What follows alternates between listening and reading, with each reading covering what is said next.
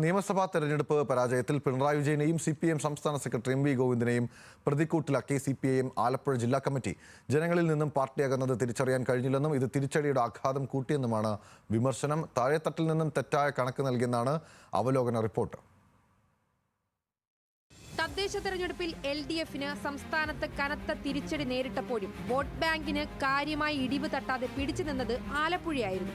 ഈ ആത്മവിശ്വാസത്തോടെയാണ് CPIM ഇക്കുറി ജില്ലയിൽ തെരഞ്ഞെടുപ്പിനെ നേരിടാനിറങ്ങിയത്.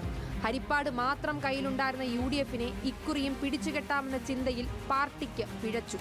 ജില്ലയിലെ 4 സിറ്റിംഗ് സീറ്റുകൾ UDF അനായാസം കൈയടക്കി. തെരഞ്ഞെടുപ്പ് ഫലം വിശകലനം ചെയ്യാൻ ചേർന്ന ജില്ലാ സെക്രട്ടേറിയറ്റിൽ ഉയർന്ന വിമർശനങ്ങളുടെ തുടർച്ചയായിരുന്നു ജില്ലാ കമ്മിറ്റിയും.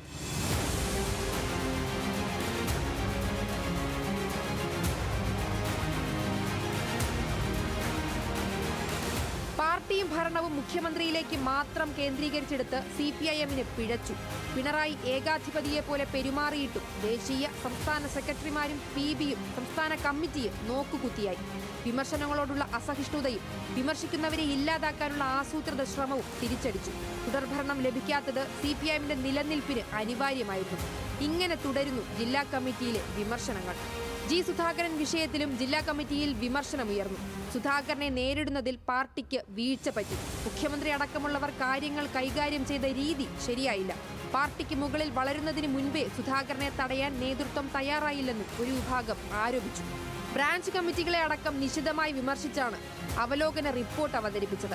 ജനവികാരം എതിരെന്നറിഞ്ഞിട്ടും തെറ്റായ കണക്കുകൾ നൽകി നേതൃത്വത്തെ പ്രവർത്തകർ തെറ്റിദ്ധരിപ്പിച്ചു.